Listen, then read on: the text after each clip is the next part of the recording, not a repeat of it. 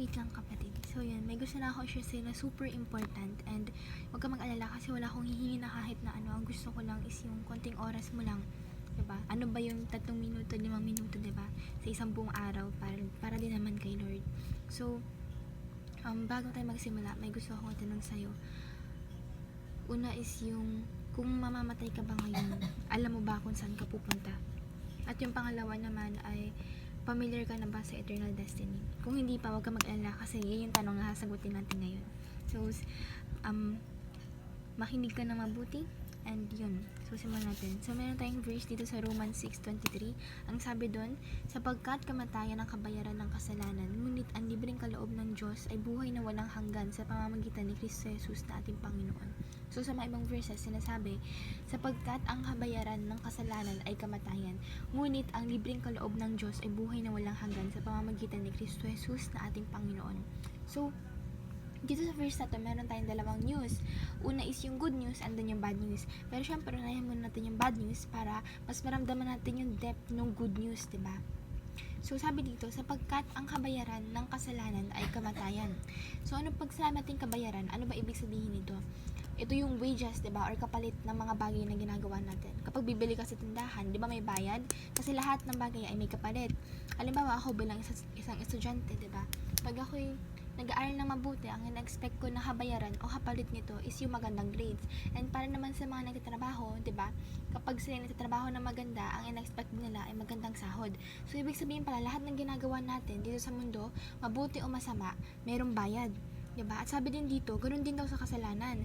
At ang kabayaran daw ng kasalanan ay kamatayan. So ano ba yung mga example ng kasalanan? Ito yung pagsisinungaling, pagnanakaw, pagmumura, 'di ba? Pagpatay, panluloko, 'di ba? Maraming examples ng kasalanan. Pero alam niyo ba na itong mga kasalanan na ito ay bunga lamang ng mas matindi at mas nakakalungkot na kasalanan, at ito is yung pagtalikod natin at pagkasawalang bahala sa Diyos at sa kanyang salita. At sabi riyan, kapag patuloy tayo sa kasalanan, maaari itong humantong sa kamatayan. So ang kamatayan, meron itong dalawang types. Una is yung physical death and then yung spiritual death. Ang kamatayan, ito yung paghihiwalay, diba, ng katawan natin, ng kaluluwa natin sa ating katawan. Sa physical death, ito yung normal natin nakikita sa paligid natin. Ito yung mga taong pinaglalamayan, diba, nilalagay sa morgue, nililibing, diba? At yung pangalawa namang uri ng kamatayan, ito yung nakakalungkot, ito yung pinakamasakit. Kasi dito, eternal na pagkakahiwalay ng ating kaluluwa sa ating katawan, kung saan ang hantungan ay impyerno. So dito sa spiritual death, nakakalungkot kasi once na nahiwalay ang iyong kaluluwa sa iyong katawan, dito mapupunta yung iyong kaluluwa sa impyerno. At dito yung nagkasuffer tayo ng pangwalang hanggang kahirapan, pangwalang hanggang suffering, pangwalang hanggang kapighatian, 'di ba? Ito yung bagay na hindi natin gustong maranasan ng spiritual death. Pero mga kapatid, huwag kayong mag-alala. Kasi sabi din dyan, ngunit ang libreng kaloob ng Diyos ay buhay na walang hanggan sa pamamagitan ni Kristo Jesus na ating Panginoon. So sabi dyan, ngunit. So ibig sabihin may pag-asa. Ibig sabihin may ginawa ang Diyos para hindi natin kailangan danasin lahat ng paghihirap na yan sa impyerno. 'Di ba? At ano ba itong ginawa ng Diyos para sa atin? Sabi dyan, ang libreng kaloob ng Diyos. So ibig sabihin pala may regalo ang Diyos. Meron siyang gustong ibigay sa atin. At itong libreng kaloob na to, 'di ba, kapag nagbibigay tayo ng isang regalo sa isang tao, binibigyan natin to out of our own love para sa tao na yun, at hindi tayo humihingi ng kahit na anong kapalit para sa regalo na yun, kasi nga kusang loob natin binibigay, libreng kaloob natin yun sa kanya. It's a gift, 'di ba?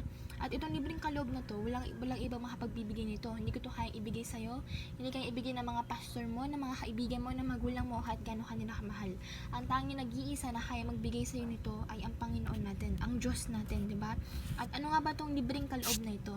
So ang libreng kaloob na to as yung buhay na walang hanggan. So, ito yung sinatawag nating eternal destiny. Dito papasok yung sinabi ko sa iyo kanina.